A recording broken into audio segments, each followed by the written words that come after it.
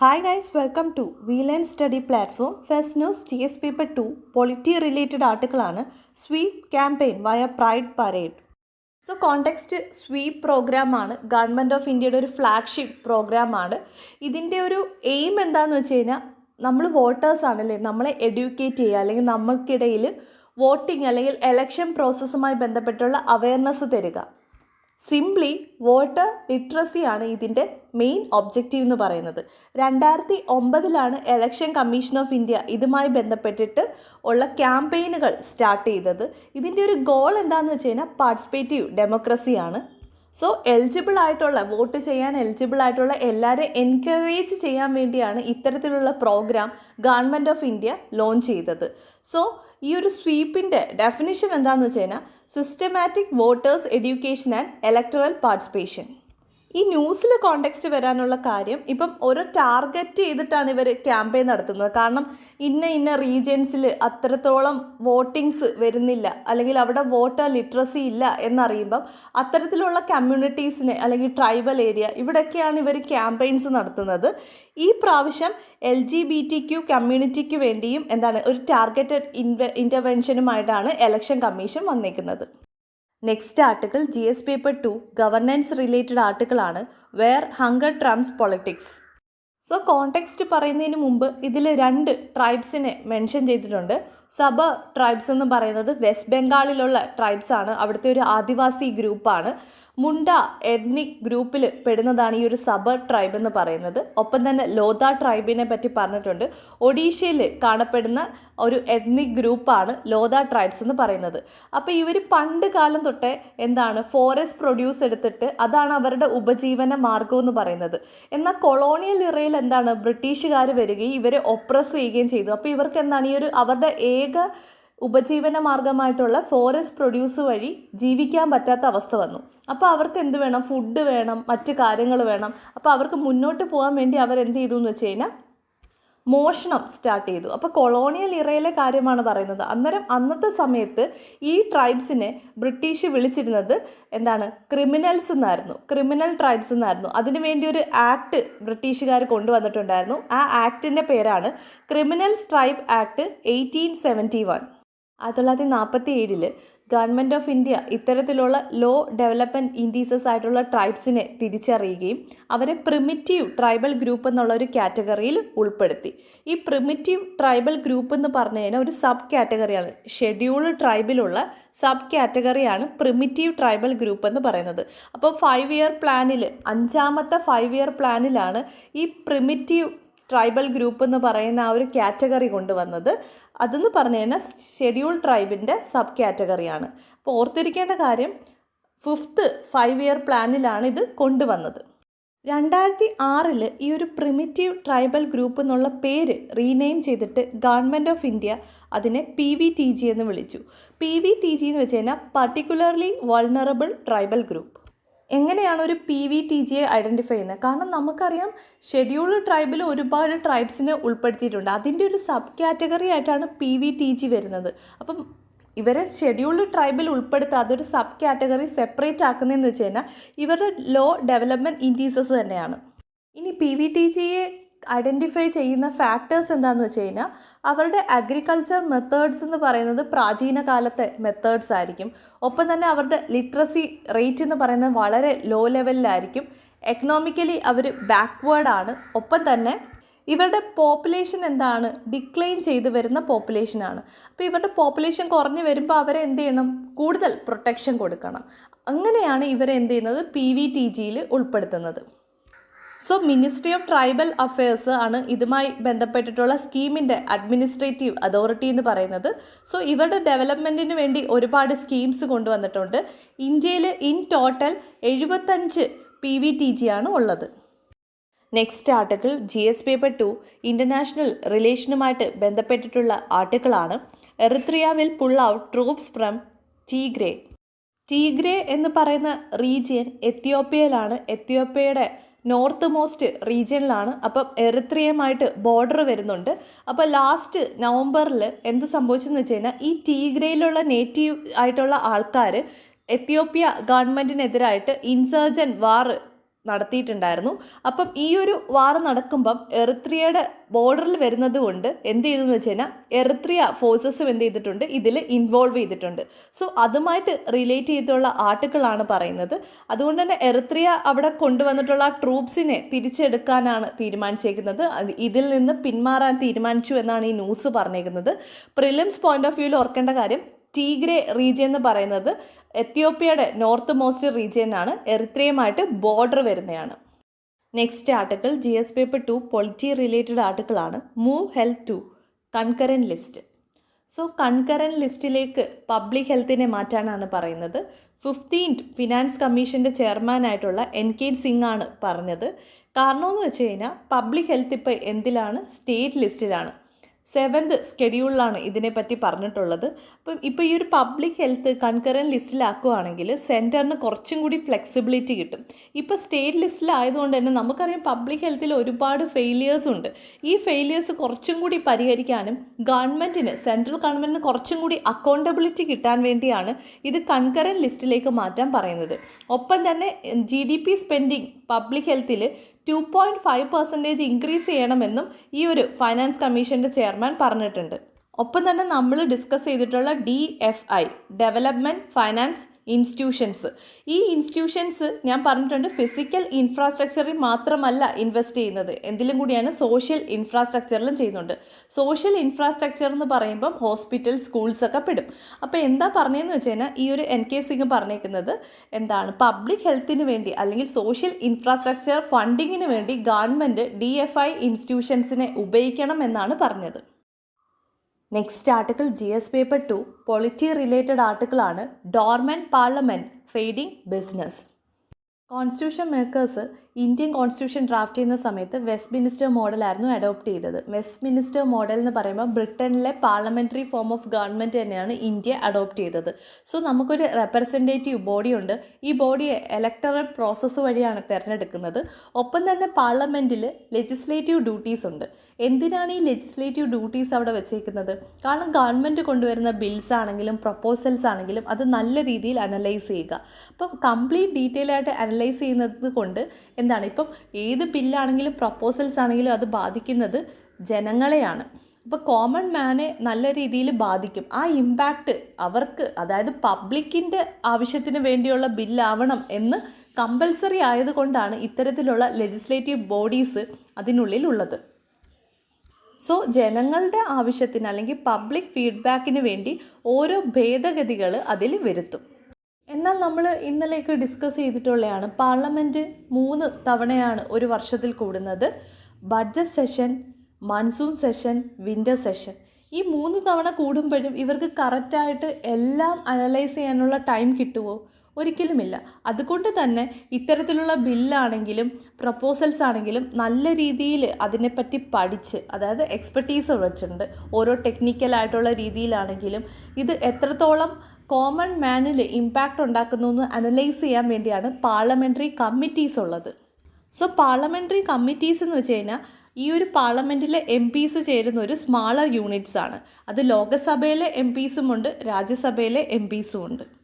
Parliament വർഷത്തിൽ 3 തവണയാണ് കൂടുന്നതെങ്കിലും ഈ ഒരു പാർലമെൻ്ററി കമ്മിറ്റീസ് ആണെങ്കിൽ ആ ഒരു വർഷം മുഴുവൻ വർക്ക് ചെയ്യുന്നൊരു കമ്മിറ്റിയാണ്. സോ ഈ ഒരു പാർലമെൻ്ററി കമ്മിറ്റി എന്താ ചെയ്യുന്നതെന്ന് വെച്ച് കഴിഞ്ഞാൽ പാർലമെൻറ്റിൽ കൊണ്ടുവരുന്ന ലെജിസ്ലേറ്റീവ് ബിൽസ് ആണെങ്കിലും ഓരോ മിനിസ്ട്രീസ് കൊണ്ടുവരുന്ന ബഡ്ജറ്റ് ആണെങ്കിലും ഇതെല്ലാം നല്ല രീതിയിൽ പഠിക്കും. കാരണമെന്ന് വെച്ച് കഴിഞ്ഞാൽ ചില ബില്ല് അത് ഗവൺമെൻറ്റിന് മാത്രം ഡീൽ ചെയ്യാൻ പറ്റുന്നതല്ല. ഇപ്പം നമ്മൾ എലക്ട് ചെയ്ത് കൊണ്ടുവരുന്ന വ്യക്തിയാണ്, ആ വ്യക്തിക്ക് കുറച്ച് ലിമിറ്റേഷൻസ് ഉണ്ട് ചില കാര്യങ്ങൾ വരുമ്പോൾ. അതായത് എക്സാമ്പിളായിട്ട് പറഞ്ഞപ്പോൾ ഇൻഷുറൻസുമായി ബന്ധപ്പെട്ടിട്ടുള്ള കാര്യങ്ങൾ, അല്ലെങ്കിൽ ഫോറിൻ മാറ്റേഴ്സുമായിട്ട് ബന്ധപ്പെട്ടുള്ള ബിൽസ്, ഇത്തരത്തിലുള്ള കാര്യങ്ങൾ വരുമ്പോൾ അവിടെ ടെക്നിക്കലായിട്ടുള്ള എക്സ്പെർട്ടീസിൻ്റെ ആവശ്യമുണ്ട്. സോ നമുക്ക് അതിനു വേണ്ടിയാണ് പാർലമെൻ്ററി കമ്മിറ്റീസ് അവിടെ ഉള്ളത്. സോ ഇതൊരു കളക്റ്റീവ് അണ്ടർസ്റ്റാൻഡിങ്ങിന് വേണ്ടിയാണ് ഇത്തരത്തിലുള്ള കമ്മിറ്റീസ് അവിടെ വെച്ചിരിക്കുന്നത്. പക്ഷേ ഇപ്പോഴത്തെ ഈ ഒരു അനാലിസിസിൽ പറയുന്നത് എന്താണെന്ന് വെച്ച് കഴിഞ്ഞാൽ ഈ പാർലമെൻ്ററി കമ്മിറ്റിയുടെ സ്റ്റാൻഡേർഡ് ഓരോ വർഷം കഴിയും തോറും കുറഞ്ഞു വരികയാണ്. എന്തുകൊണ്ടെന്നാൽ ഇപ്പം പാർലമെൻറ്റിൽ ഒരുപാട് ബില്ല് വരുന്നുണ്ട്, അത് ഡിസ്കഷന് വെക്കാതെ തന്നെയാണ് പാസ്സാക്കി വിടുന്നത്. എക്സാമ്പിളായിട്ട് പറഞ്ഞു കഴിഞ്ഞാൽ 2008 17 മിനിറ്റ് കൊണ്ട് ലോകസഭയിൽ 8 ബില്ലാണ് പുഷ് ചെയ്ത് വെച്ചേക്കുന്നത്. അപ്പം നമുക്കറിയാം ഒരു കമ്മിറ്റിയിലേക്ക് ഇപ്പോൾ ഒരു ബില്ല് കൊണ്ടുവന്നിട്ട് ആദ്യം പാർലമെൻ്ററി കമ്മിറ്റിയിലേക്കാണ് കൊടുക്കുന്നത്. അവർ ആഴ്ചകളും മാസങ്ങളും എടുത്ത് അത് പഠിച്ചിട്ടാണ് റെക്കമെൻഡേഷൻസ് കൊടുക്കുന്നത്. പക്ഷേ 17 മിനിറ്റിൽ 8 ബില്ല് ലോകസഭയിൽ പാസ്സാക്കി വിട്ടു എന്ന് വെച്ച് കഴിഞ്ഞാൽ എന്താണ് മനസ്സിലാക്കുന്നത്? പാർലമെൻ്ററി കമ്മിറ്റിയിലേക്ക് ഇത്തരം ബില്ലുകൾ റെഫർ ചെയ്തിട്ട് കൂടിയില്ല. ഈ ആർട്ടിക്കിളിൽ സ്റ്റാറ്റിസ്റ്റിക്സ് തന്നിട്ടുണ്ട്. 14ാമത്തെ ലോകസഭയിൽ 60% ബിൽസും പാർലമെൻ്ററി കമ്മിറ്റിയിലേക്ക് റെക്കമെൻഡ് ചെയ്തിട്ടുണ്ട്. 15ാമത്തെ ലോകസഭയിൽ എത്തിയപ്പം 71% ഉയർന്നിട്ടുണ്ട്. 2014 16ാമത്തെ ലോകസഭ ഉണ്ടായിരുന്നത് 27% മാത്രമേ റെക്കമെൻഡ് ചെയ്തിട്ടുള്ളൂ. ഇനി ഇപ്പോഴത്തത് 17ാമത്തെ ലോകസഭയാണ്. ഏകദേശം 11%, വെറും 11% മാത്രമേ എന്ത് ചെയ്തിട്ടുള്ളൂ? പാർലമെൻ്ററി കമ്മിറ്റിയിൽ റെക്കമെൻഡ് ചെയ്തിട്ടുള്ളൂ. 11%, അതായത് 89% ബില്ലും പാസ്സാക്കിയേക്കുന്നത് ഇതുപോലെ ഡിസ്കഷന് വെക്കാതെയാണ്. പിന്നെ നമുക്കറിയാവുന്ന കുറച്ച് കാര്യങ്ങളുണ്ട്. എന്താണ്, ഇപ്പം ലോകസഭയിൽ മെജോറിറ്റി ഉള്ളത് കൊണ്ട് തന്നെ ഇവരെന്ത് ചെയ്യുന്നു വെച്ച് കഴിഞ്ഞാൽ അൺവാണ്ടഡ് ആയിട്ടുള്ള അല്ലെങ്കിൽ അൺറിലേറ്റഡ് ആയിട്ടുള്ള, ഇപ്പം മണി ബില്ലെന്ന് പറയുമ്പോൾ ഫൈനാൻസ് റിലേറ്റഡ് ആയിട്ടുള്ള ബിൽസ് ആയിരിക്കണം എന്നാണ് പ്രൊവിഷൻസ് അല്ലേ. പക്ഷേ ഈ ഒരു ഫൈനാൻസ് ബില്ലുമായിട്ട് റിലേറ്റഡ് അല്ലാത്ത ബില്ലുകളും എന്താണ് മണി ബില്ലായിട്ട് ഇൻട്രൊഡ്യൂസ് ചെയ്യും. അപ്പോൾ മണി ബില്ലായിട്ട് ഇൻട്രൊഡ്യൂസ് ചെയ്യുമ്പോൾ എന്ന് വെച്ച് കഴിഞ്ഞാൽ രാജ്യസഭയിൽ എന്താണ്, രാജ്യസഭയ്ക്ക് ഇത് ജസ്റ്റ് റീഡ് ചെയ്യാനുള്ള അവസരം മാത്രമേ ഉള്ളൂ. ഇവർക്ക് ഇത് തിരിച്ച് ലോകസഭയിലേക്ക് തിരിച്ചയച്ചിട്ട് ഇതിൽ മാറ്റങ്ങൾ വരുത്താൻ പറയാൻ പറ്റത്തില്ല. ഒപ്പം തന്നെ എന്താണ്, രാജ്യസഭയ്ക്ക് ഇതിൽ ഭേദഗതി വരുത്താനുള്ള സജഷൻസ് കൊടുക്കാൻ പറ്റത്തില്ല. കാരണം അത് മണി ബില്ലാണ്. മണി ബില്ലിൻ്റെ കംപ്ലീറ്റ് അതോറിറ്റി ലോകസഭയ്ക്കാണ്. സോ രാജ്യസഭയെ എന്താണ് ബൈപ്പാസ് ചെയ്തിട്ട് ലോകസഭയ്ക്ക് ഈ ബില്ല് പാസ്സാക്കാൻ വേണ്ടി ഗവൺമെൻറ്റിന് ആ ബില്ല് പാസ്സാക്കാൻ വേണ്ടിയാണ് പല അൺറിലേറ്റഡ് ആയിട്ടുള്ള ബിൽസും മണി ബില്ലായിട്ട് പറയുന്നത്. എക്സാമ്പിളായിട്ട് പറഞ്ഞാൽ നമ്മൾ ഡിസ്കസ് ചെയ്തിട്ടുള്ളതാണ് ആധാർ ബില്ല് മണി ബില്ലായിട്ടാണ് ലോകസഭയിൽ ഇൻട്രൊഡ്യൂസ് ചെയ്തത്. ഓർക്കേണ്ട കാര്യം, ആധാറിൻ്റെ കോൺസ്റ്റിറ്റ്യൂഷൻ വാലിഡിറ്റിയുമായി ബന്ധപ്പെട്ടിട്ട് സുപ്രീം കോർട്ടിലെ കേസിനെ പറ്റി നമ്മൾ ന്യൂസിൽ ഡിസ്കസ് ചെയ്തിട്ടുള്ളതാണ്. അതിൽ സുപ്രീം കോർട്ട് ആധാർ എന്ന് പറയുന്നത് കോൺസ്റ്റിറ്റ്യൂഷനിലാണെന്ന് പറഞ്ഞു. ഒപ്പം തന്നെ മണി ബില്ല് എങ്ങനെ ആയിരിക്കണം എന്നും പറഞ്ഞിട്ടുണ്ട്. സോ ഗവൺമെൻറ് സുപ്രീം കോർട്ടിൻ്റെ ആ ഒരു വേർഡിക്റ്റിനെ കറക്റ്റായിട്ട് ഫോളോ ചെയ്യേണ്ടതുണ്ട്. ഇനി പാർലമെൻറ്റിലെ ഈ ഒരു ലെജിസ്ലേറ്റീവ് പ്രോസസ്സിൽ കീ റോള് വഹിക്കുന്നത് ഡെപ്യൂട്ടി സ്പീക്കറാണ്. പക്ഷേ കുറേ മാസങ്ങളായിട്ട് ഡെപ്യൂട്ടി സ്പീക്കർ എന്ന് പറയുന്ന ആ ഒരു പോസ്റ്റ് വേക്കൻ്റ് ആയിട്ട് തന്നെ കിടക്കുവാണ്. നമ്മുടെ കോൺസ്റ്റിറ്റ്യൂഷനിൽ പറഞ്ഞിട്ടുണ്ട്, പുതിയ ലോകസഭ കോൺസ്റ്റിറ്റ്യൂട്ട് ചെയ്യുമ്പം ഒരു വിത്തിൻ കപ്പിൾ ഓഫ് മന്ത്സിനുള്ളിൽ തന്നെ പുതിയ ഡെപ്യൂട്ടി സ്പീക്കറിനെ എലക്ട് ചെയ്യണമെന്ന് കോൺസ്റ്റിറ്റ്യൂഷൻ പ്രൊവിഷൻസ് ഉണ്ട്. പക്ഷേ ഇതിൻ്റെ കംപ്ലീറ്റ് വയലേഷനാണ് ഇപ്പം പാർലമെൻറ്റിൽ കാണുന്നത്. റീസെൻ്റ് ആയിട്ടുള്ള ബഡ്ജറ്റിൻ്റെ ആ ഒരു പ്രോസസ്സ് തന്നെ നമ്മൾ അനലൈസ് ചെയ്യുകയാണെങ്കിൽ ഈ ബഡ്ജറ്റിൽ വന്നിട്ടുള്ള പ്രൊപ്പോസൽസിൻ്റെ 70% പാർലമെൻ്ററി ഡിസ്കഷൻ ഇല്ലാതെ പോയിട്ടുള്ളതാണ്. ഈവൻ നമ്മൾ ന്യൂസിൽ ഡിസ്കസ് ചെയ്തിട്ടുള്ളതാണ് അഡ്ജേൺമെൻറ്റ് സൈൻഡായി. കാരണം നമ്മുടെ ബഡ്ജറ്റ് സെഷൻ എന്ത് ചെയ്തു, അഡ്ജേൺ ചെയ്തിട്ടുണ്ടായിരുന്നു. അപ്പോൾ ഇതുമായി ബന്ധപ്പെട്ട് എന്തിനു വേണ്ടിയാണ്, ഇലക്ഷൻ ക്യാമ്പയിന് വേണ്ടിയാണ് അത് അഡ്ജേൺ സൈൻഡായി ചെയ്തത്. അപ്പോൾ എന്താ സംഭവിച്ചതെന്ന് വെച്ച് കഴിഞ്ഞാൽ ലാസ്റ്റ് ഇയറിൽ പാൻഡമിക് ആയതുകൊണ്ട് തന്നെ ലാസ്റ്റ് ഇയറിലെ എല്ലാ സെഷൻസും വളരെ കുറവായിരുന്നു. ഇപ്പോൾ ഫൈനാൻഷ്യൽ ഇയർ 2021 എടുക്കുകയാണെങ്കിൽ ലോകസഭ ആകെ മീറ്റ് ചെയ്തത് 34 ദിവസമാണ്. രാജ്യസഭയാണെങ്കിൽ 33 ദിവസം. ഈ സമയത്തിനുള്ളിൽ എങ്ങനെയാണ് ഒരു ബില്ലിനെ ഇങ്ങനെ അവർക്ക് കറക്റ്റ് രീതിയിൽ അനലൈസ് ചെയ്ത് ജനങ്ങൾക്ക് വേണ്ടി കൊണ്ടുവരാൻ പറ്റുന്നത്? അതുകൊണ്ട് തന്നെ ഇവർ എന്ത് ചെയ്യണമെന്ന് വെച്ച് കഴിഞ്ഞാൽ ഉറപ്പായിട്ടും അത് പാർലമെൻ്ററി കമ്മിറ്റിക്ക് കൊടുത്തിട്ട് അത് എക്സാമിൻ ചെയ്യണം. ഇവർക്ക് ടൈമില്ലെങ്കിൽ അതിന് വേണ്ടിയാണ് പാർലമെൻ്ററി കമ്മിറ്റി ഉള്ളത്. പക്ഷേ അങ്ങനെ പോലും ശ്രമിക്കാതെ ഇവർ പാസ്സാക്കി വിടുകയാണ്. സോ ഗവൺമെൻറ്റിൻ്റെ എക്സ്ക്യൂസ് എന്താണെന്ന് വെച്ച് കഴിഞ്ഞാൽ പാൻഡമിക് ആയതുകൊണ്ടാണ്, അല്ലെങ്കിൽ എലക്ഷൻ ക്യാമ്പയിൻ വന്നതുകൊണ്ടാണ്. പക്ഷേ ഇതൊരു എക്സ്ക്യൂസ് തന്നെയാണ്. കാരണം എന്ന് വെച്ച് കഴിഞ്ഞാൽ ഇപ്പം പാൻഡമിക്കിൻ്റെ സമയമാണെങ്കിൽ തന്നെയും വേൾഡിലെ ഇതുപോലത്തുള്ള ഗവൺമെൻറ്റിൻ്റെ പ്രോസസ്സിങ് നോക്കുകയാണെങ്കിൽ അവർ റിമോട്ട് ഫങ്ഷനിങ് നടത്തുന്നുണ്ടായിരുന്നു. അതുപോലും ഇന്ത്യയുടെ ഭാഗത്തു നിന്നും ഉണ്ടായിട്ടില്ല. ഇനി ഇപ്പോഴത്തെ ഫൈനാൻഷ്യൽ ഇയർ 2021 ബഡ്ജറ്റ് പ്രോസസ്സ് നോക്കുകയാണെങ്കിൽ തന്നെ 13 ബിൽസാണ് ഇൻട്രൊഡ്യൂസ് ചെയ്തത്. ഈ 13 ബില്ലുകളും പാർലമെൻ്ററി കമ്മിറ്റിയിലേക്ക് റെഫർ ചെയ്തിട്ടില്ല. ഒപ്പം തന്നെ ഈ ഒരു ആർട്ടിക്കിളിൽ ഈ 13 ബില്ലിൽ ഏറ്റവും ഇമ്പോർട്ടൻ്റ് ആയിട്ടുള്ള റീസെൻറ്റ് ബിൽസിനെ പറ്റി മെൻഷൻ ചെയ്തിട്ടുണ്ടായിരുന്നു. ഈ ബില്ലുകളെല്ലാം തന്നെ നമ്മൾ മാർച്ചിൽ ഡിസ്കസ് ചെയ്തിട്ടുള്ളതാണ്. അതിൻ്റെ ടൈമും എല്ലാം മെൻഷൻ ചെയ്തിട്ടുണ്ട്. ചിലപ്പോൾ അന്ന് നമ്മളത് കേൾക്കുമ്പോൾ നമുക്ക് അത്ര ഇമ്പോർട്ടൻ്റ് ആയിട്ട് തോന്നില്ല. പക്ഷേ റിപ്പീറ്റഡ് ആർട്ടിക്കിൾ വരുമ്പോൾ അതിൽ നിന്ന് ക്വസ്റ്റ്യൻസ് വരാനുള്ള ചാൻസസ് ഉണ്ട്. സോ ഇതിലെ ഓതർ കൺക്ലൂഡ് ചെയ്യുന്നത് എന്താണെന്ന് വെച്ച് കഴിഞ്ഞാൽ ഇത്തരത്തിലുള്ള പാർലമെൻ്ററി സ്ക്രൂട്ടണി ഇല്ലാതാവുമ്പം ഇതിൽ ഏറ്റവും കൂടുതൽ ഇമ്പാക്റ്റ് ഉണ്ടാക്കുന്നത് കോമൺ മാനാണ്. അതുകൊണ്ട് തന്നെ ഈ ഒരു പാർലമെൻറ്റിൻ്റെ ആ ഒരു സ്ക്രൂട്ടണി അത്യാവശ്യമുള്ള കാര്യമാണ്. ഓരോ ബില്ലുമായി ബന്ധപ്പെട്ടിട്ടുള്ള എല്ലാ കാര്യങ്ങളും എക്സ്പെർട്ടൈസ് ആയിട്ടുള്ള ആൾക്കാർ പഠിച്ചിട്ട് ശേഷം മാത്രമേ ആ ബില്ലുകൾ പ്രൊപ്പോസ് ചെയ്യാവൂ എന്നാണ് പറയുന്നത്. Next article GS paper 3 economy related ആർട്ടിക്കിളാണ്. Suez canal block India size Cape of Good Hope. So 25 മാർച്ചിൽ നമ്മൾ സ്യൂയസ് കനാലുമായി ബന്ധപ്പെട്ടുള്ള ആർട്ടിക്കിൾ പറഞ്ഞിട്ടുണ്ടായിരുന്നു. ഇപ്പം എക്കണോമിയുമായിട്ട് കണക്ട് ചെയ്യുന്നത് എന്താണെന്ന് വെച്ച് കഴിഞ്ഞാൽ ഈ ഒരു സ്യൂയസ് കനാൽ ബ്ലോക്കിങ്ങുമായി ബന്ധപ്പെട്ടിട്ട് ഇന്ത്യൻ എക്കണോമിയിൽ എന്തൊക്കെ ഇമ്പാക്റ്റ് ഉണ്ടാക്കി എന്നാണ് ഈ ആർട്ടിക്കിളിൽ പറയുന്നത്. ഏകദേശം 20-25% നോൺ ക്രൂഡ് കാർഗോ പാസ് ചെയ്യുന്നത് സ്യൂയസ് കനാൽ വഴിയാണ്. അപ്പോൾ ഏകദേശം ഇന്ത്യയുടെ ഒരു ഇമ്പോർട്ട് ബില്ല് പറയുകയാണെങ്കിൽ $200 ബില്യൺ വരും. അപ്പോൾ ഇത്തരത്തിൽ ആ ഒരു 200 ബില്യൻ്റെ ഒരു ട്രാൻസാക്ഷനാണ് ഇവിടെ നടക്കുന്നത്. ഇപ്പം ഇന്ത്യ കൂടുതലും ക്രൂഡ് ഓയിലിന് ഡിപ്പെൻഡ് ചെയ്യുന്നത് വെസ്റ്റ് ഏഷ്യയിലാണ്. അതുകൊണ്ട് തന്നെ 2/3 അവിടെ നിന്നാണ് വരുന്നത്. അതുകൊണ്ടാണ് നോൺ ക്രൂഡ് കാർഗോ ഇത്രയും ഇമ്പോർട്ടൻ്റ് ആവുന്നത്. എന്നാൽ നമ്മൾ 2/3 വെസ്റ്റ് ഏഷ്യയിൽ നിന്ന് എടുക്കുന്നുള്ളൂ. അപ്പം 1/3 റിമൈനിങ് ആയിട്ടുണ്ട്. അത് വരുന്നത് ഈ യൂറോപ്പ്, നോർത്ത് അമേരിക്ക, സൗത്ത് അമേരിക്കയാണ്. അപ്പോൾ ആ ഒരു 1/3 ഇതുവഴി വരുന്നുണ്ട്. അപ്പോൾ അതിനും നമുക്ക് സ്യൂയസ് കനാൽ വേണം. ഈവൻ 1/3 ക്രൂഡ് ഓയിൽ മാത്രമേ ഈ ഒരു സ്യൂയസ് കനാൽ വഴി ട്രാൻസാക്ഷൻ ഉള്ളെങ്കിലും പോലും ഇന്ത്യയാണ് ഈ ഒരു റീജിയണിൽ ഏറ്റവും കൂടുതൽ ക്രൂഡ് ഓയിൽ ഇമ്പോർട്ട് ചെയ്യുന്നത്. അപ്പോൾ ലാർജസ്റ്റ് ക്രൂഡ് ഓയിൽ ഇമ്പോർട്ടറാണ് ഇന്ത്യ എന്ന് പറയുന്നത്. ഇത് ഏകദേശം 5 ലക്ഷം ബാരൽസ് വരും. ഇപ്പോൾ ഇവിടുത്തെ ഒരു ബ്ലോക്കിംഗ് ഒക്കെ മാറി പഴയ സ്ഥിതിയിലാവാൻ വേണ്ടി ഒരു 2-3 ദിവസം കൂടി കഴിയും.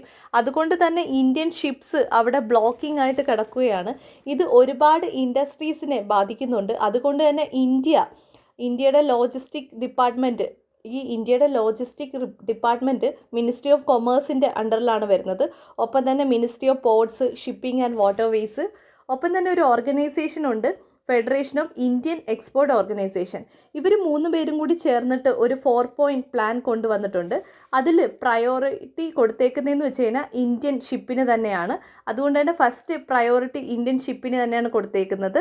അതുകൊണ്ട് തന്നെ ഈ ഒരു ട്രാൻസ്പോർട്ടേഷൻ കോസ്റ്റുമായി ബന്ധപ്പെട്ടുള്ള റേറ്റിന് ഒരു സ്റ്റെബിലിറ്റി കൊണ്ടുവരാനുള്ള ആക്ഷൻ പ്ലാൻസ് കൊണ്ടുവന്നിട്ടുണ്ട്. കാരണം ഇത് ഒരു ടെമ്പററി ആയിട്ടുള്ള ഒരു ബ്ലോക്കിംഗ് ആണ്. അതുകൊണ്ട് തന്നെ ഇതിൻ്റെ റേറ്റ്സ് സ്റ്റേബിളായിട്ട് തന്നെ നിൽക്കണം, അല്ലെങ്കിൽ എക്കണോമിയെ നല്ല രീതിയിൽ ബാധിക്കും. ഒപ്പം തന്നെ ഇന്ത്യയുടെ എല്ലാ പോർട്ടിനും മിനിസ്ട്രി ഓഫ് പോർട്സ് അഡ്വൈസ് കൊടുത്തിട്ടുണ്ട്. എന്താണ്, നമ്മൾ പ്രിപ്പയർഡ് ആയിരിക്കണം, എപ്പോൾ വേണമെങ്കിലും ഈ കാർഗോ ഇവിടെ എത്താം. അതുകൊണ്ട് തന്നെ ഇന്ത്യൻ പോർട്സിനെല്ലാം എസ്പെഷ്യലി ഏറ്റവും കൂടുതൽ തിരക്കുള്ള പോർട്സിലെല്ലാം എന്ത് ചെയ്തിട്ടുണ്ട്, ഇൻഫോർമേഷൻസ് കൊടുത്തിട്ടുണ്ട്. ഇനിയും ഈ ഒരു ബ്ലോക്കിംഗ് ഈ ഒരു ഇന്ത്യ കാൽക്കുലേറ്റ് ചെയ്യുന്നതിനും അപ്പുറം പോവുകയാണെങ്കിൽ എന്താണ് ചെയ്യുകയെന്ന് വെച്ച് കഴിഞ്ഞാൽ ആഫ്രിക്ക വഴിയുള്ള ഓൾട്ടർനേറ്റീവ് റൂട്ട് വഴി കറങ്ങി വരാനാണ് തീരുമാനിച്ചിരിക്കുന്നത്. ആ Cape of Good Hope pass ചെയ്തിട്ട് ആഫ്രിക്ക വഴി ഇന്ത്യൻ ഓഷനിൽ എത്താനാണ് ഇന്ത്യ പ്ലാൻ ചെയ്തിരിക്കുന്നത്. പക്ഷേ സാധാരണ സ്യൂയസ് കനാൽ വരുന്നതിനേക്കാളും 15 ദിവസം അധികം എടുക്കേണ്ടി വരും. അതുകൊണ്ട് തന്നെ ട്രാൻസ്പോർട്ടേഷൻ കോസ്റ്റ് കൂടും. പക്ഷേ ഇതിങ്ങനെ സ്റ്റക്ക് ചെയ്ത് ഡിലേ ചെയ്ത് കിടക്കുകയാണെങ്കിൽ ഗ്ലോബൽ ഷോർട്ടേജ് മാത്രമല്ല, ഇന്ത്യയിലെ ഒരുപാട് ഇൻഡസ്ട്രീസിന് ഒരുപാട് ഇമ്പാക്റ്റ് ഉണ്ടാക്കും. ഇതിപ്പോൾ നമ്മൾ എക്കണോമി കണക്ട് ചെയ്ത് പറയുകയാണെങ്കിൽ തന്നെയും ഇൻ്റർനാഷണൽ റിലേഷനുമായിട്ട് കണക്ട് ചെയ്യുമ്പം INSTC കോറിഡോർ ഉണ്ട്. INSTC എന്ന് പറഞ്ഞു കഴിഞ്ഞാൽ international north south transport corridor. ഇത് പ്രൊപ്പോസ് ചെയ്തത് ഇന്ത്യയും ഇറാനും റഷ്യയും അസർബൈജാനും കൂടിയാണ്. ഇതിൻ്റെ മെയിൻ ഒബ്ജക്റ്റീവ് എന്ന് വെച്ച് കഴിഞ്ഞാൽ ഈ റെഡ് സീയും മെഡിറ്ററേനിയൻ സീ, എസ്പെഷ്യലി ഈ ഒരു സ്യൂയസ് കനാലിനെ മാറ്റിയിട്ട് മറ്റൊരു റൂട്ട് ക്രിയേറ്റ് ചെയ്യാൻ വേണ്ടിയാണ് ഈ ഒരു INSTC കോറിഡോർ വന്നത്. സോ ഇതെന്താ ചെയ്യുന്നതെന്ന് വെച്ച് കഴിഞ്ഞാൽ ഇന്ത്യൻ പോർട്ടിനെ ഇറാനിലുള്ള പോർട്ടുമായിട്ട് കണക്ട് ചെയ്യും. ഇറാനിലെ പോർട്ടായിട്ടുള്ള ബന്ദർ അബ്ബാസ്, ഈവൻ ഇന്ത്യയുടെ പ്രോജക്റ്റായിട്ടുള്ള ചബഹാർ പോർട്ടിനെയും ഈ INSTC കോറിഡോറുമായിട്ട് അതിൻ്റെ പ്രോജക്റ്റിൽ ഉൾപ്പെടുത്തണമെന്ന് ഇന്ത്യ പ്രൊപ്പോസ് ചെയ്തിട്ടുണ്ടായിരുന്നു. അപ്പോൾ ഇതിൻ്റെ ഒരു കണക്ഷൻസ് പറയുകയാണെങ്കിൽ ഇപ്പോൾ കാസ്പിയൻ സീയിൽ ഓൾറെഡി തന്നെ റഷ്യയും അസർബൈജാനും ഡെവലപ്മെൻ്റ് ആയിട്ടുള്ള ഇൻലാൻഡ് നാവിഗേഷന് വേണ്ടിയുള്ള എല്ലാ ഡെവലപ്മെൻറ്റും സെറ്റ് ചെയ്ത് വെച്ചിട്ടുണ്ട്. അപ്പോൾ എന്ത് ചെയ്യുമെന്ന് വെച്ച് കഴിഞ്ഞാൽ ഇന്ത്യൻ പോർട്ട് ഇറാനിയൻ പോർട്ടുമായിട്ട്, നേരത്തെ പറഞ്ഞ ബന്ദർ അബ്ബാസുമായിട്ട് കണക്റ്റഡ് ആവും. അപ്പോൾ അതുവഴി ഇൻലാൻഡ് നാവിഗേഷൻ ഇറാനിൽ നിന്നുള്ള പോർട്ടിൽ നിന്ന് ഇൻലാൻഡ് നാവിഗേഷൻ വഴി കാസ്പിയൻ സീയെ കണക്ട് ചെയ്യും. അപ്പോൾ കാസ്പിയൻ സീയിൽ അസർബൈജാൻ ആണെങ്കിലും റഷ്യ ആണെങ്കിലും ഓൾറെഡി ഇൻലാൻഡ് നാവിഗേഷൻ ഡെവലപ്മെൻറ്റ് നടത്തിയിട്ടുണ്ട്. അപ്പോൾ അത് ത്രൂ എന്ത് ചെയ്യാന്ന് വെച്ച് കഴിഞ്ഞാൽ റഷ്യയിലെ മെയിൻ ലാൻഡിലേക്ക് വരാം. റഷ്യ മെയിൻ ലാൻഡിൽ എത്തിക്കഴിഞ്ഞാൽ റഷ്യ ത്രൂ എന്താണ് ഈസ്റ്റ് യൂറോപ്പ് ആണെങ്കിലും വെസ്റ്റ് യൂറോപ്പ് ആണെങ്കിലും ഇന്ത്യക്ക് കണക്ട് ചെയ്യാം. സോ ഈ ഒരു സ്യൂയസ് കനാലിലെ ഇത്തരത്തിലുള്ള കാര്യങ്ങൾ INST കോറിഡോറുമായി ബന്ധപ്പെട്ടുള്ള പ്രോജക്റ്റ് മുന്നോട്ട് കൊണ്ടുപോകാൻ ഇന്ത്യക്കൊരു കുറച്ചും കൂടി എന്താണ് കോൺഫിഡൻസ് കൊടുക്കുകയാണ്. കാരണം നാളെ ഈ ഒരു INSTC പ്രോജക്റ്റ് ആയിരിക്കും ഇന്ത്യയുടെ എക്കണോമിയിൽ ഏറ്റവും കൂടുതൽ ഹെൽപ്ഫുൾ ആവുന്നത്. Next article GS paper 2 international റിലേഷനുമായിട്ട് ബന്ധപ്പെട്ടുള്ള ആർട്ടിക്കിളാണ്. Japan to fund Andaman Nicobar metro expansion. So India Japan റിലേഷൻഷിപ്പിനെ പറ്റിയാണ് പറയുന്നത്. 1950 മുതൽ ഇന്ത്യയുടെ ഡെവലപ്മെൻറ്റിൻ്റെ ഒരു പാർട്ട്ണർ തന്നെയാണ് ജപ്പാൻ എന്ന് പറയുന്നത്. അപ്പോൾ ജപ്പാൻ ആണെങ്കിൽ ഓരോ രാജ്യങ്ങൾക്കും ഫണ്ടിങ് കൊടുക്കുക, അവരുടെ ഡെവലപ്മെൻറ്റിന് വേണ്ടി ഫണ്ടിങ് കൊടുക്കാൻ കൊണ്ടുവന്നിട്ടുള്ള പ്രോഗ്രാമാണ് ODA പ്രോഗ്രാം എന്ന് പറയുന്നത്.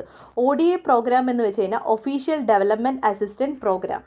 ജപ്പാൻ്റെ ഈ ഒരു ODA പ്രോഗ്രാമിൻ്റെ ഫസ്റ്റ് റിസീവർ ആരാന്ന് വെച്ച് കഴിഞ്ഞാൽ ഇന്ത്യ തന്നെയാണ്. 1958 ഇന്ത്യക്ക് ODA പ്രോഗ്രാം വഴി ജപ്പാനിൽ നിന്ന് ഫണ്ടിങ് വന്നത്. അത് അറേഞ്ച് ചെയ്യുന്നത്, ഇത്തരത്തിലുള്ള ഫണ്ട് അറേഞ്ച് ചെയ്യുന്നത് ജപ്പാൻ ഇൻ്റർനാഷണൽ കോപ്പറേഷൻ ഏജൻസീസ് ആണ്. ന്യൂസിൽ വരാനുള്ള കാരണം എന്താണെന്ന് വെച്ച് കഴിഞ്ഞാൽ ഇപ്പം ആൻഡമാൻ നിക്കോബാറിൽ ഡെവലപ്മെൻറ്റ് പ്രോജക്റ്റ് വന്നിട്ടുണ്ട്. ആ പ്രോജക്റ്റിൽ റിന്യൂവബിൾ എനർജി പ്രോജക്റ്റിൽ ജപ്പാൻ ഫണ്ട് ചെയ്യാൻ തീരുമാനിച്ചിട്ടുണ്ട്. 4 ബില്യൺ ആണ് ഓഫർ ചെയ്തേക്കുന്നത്. ഒപ്പം തന്നെ മെട്രോ എക്സ്പാൻഷൻ ബാംഗ്ലൂരിലാണെങ്കിലും ഡൽഹി മെട്രോയിലാണെങ്കിലും അതിന് വേണ്ടുന്നുള്ള ഫണ്ടിങ്ങും പ്രൊവൈഡ് ചെയ്യാമെന്ന് പറഞ്ഞിട്ടുണ്ട്. അപ്പം തന്നെ ഈ ഒരു സ്ലൈഡിൽ ആ ഒരു ഇമേജിൽ ഇന്ത്യയിൽ ജപ്പാൻ ഫണ്ട് ചെയ്തിട്ടുള്ള പ്രോജക്ട്സ് പറഞ്ഞിട്ടുണ്ട്. അത് ടെലിഗ്രാമിൽ അപ്ലോഡ് ചെയ്യാം. അപ്പോൾ അതൊന്ന് ഒരു വട്ടം വായിച്ച് നോക്കുക. ഒപ്പം തന്നെ ഓർക്കേണ്ട കാര്യം, ജപ്പാൻ വരുമ്പോൾ കോഡ് സബ്മിറ്റ് ഓർക്കുക. കാരണം എല്ലാം നമ്മൾ കണക്ട് ചെയ്താണ് പഠിക്കേണ്ടത്. അപ്പം ഈ ജപ്പാനിന് ആൻഡമാൻ നിക്കോബാർ എന്ന് പറയുന്നത് ഇൻഡോ പസഫിക്കിലെ ഒരു സ്ട്രാറ്റജിക് പോയിൻ്റാണ്. അതുകൊണ്ടാണ് അവിടെ ഫണ്ടിങ് നടത്തുന്നത് എന്ന് ചിന്തിക്കുക. സോ എന്ത് കാര്യം വരുമ്പോഴും കോഡ് ഒരു ഇമ്പോർട്ടൻറ്റ് ന്യൂസാണ്. നമ്മൾ ഒരുപാട് വട്ടം റിപ്പീറ്റ് ചെയ്തത് കൊണ്ട് തന്നെ എന്ത് ചെയ്യുക, ഇത് എപ്പോഴും ഈ ഒരു കോർഡിനേഷൻസ് തമ്മിൽ എന്തെങ്കിലും ഇൻ്റർനാഷണൽ റിലേഷനോ സബ്മിറ്റോ നടക്കുമ്പം അത് ഐഡൻറ്റിഫൈ ചെയ്ത് വെക്കുക. നമുക്ക് ഇൻ്റർനാഷണൽ റിലേഷനുമായി ബന്ധപ്പെട്ടുള്ള ആൻസർ റൈറ്റിങ്ങിൽ നമുക്ക് കുറച്ചും കൂടി എക്സാമ്പിൾസ് കൊടുത്ത് എഴുതാൻ പറ്റും. That's it. Waiting for your valuable suggestions. Thank you for watching.